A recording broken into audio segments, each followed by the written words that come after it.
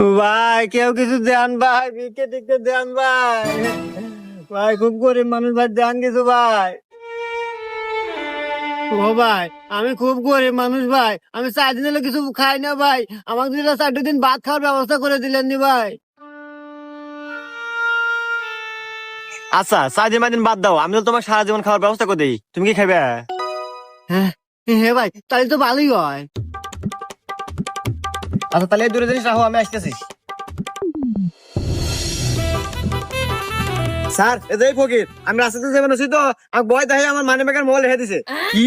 এই তুই আমাকে চিনিস? আমি হলো রাস্তার পুলিশ, মানে কাল্লু সার্জন। এতদিন ধরছি গাড়ি, আর এখন তোর মতো এই শালা ওঠ।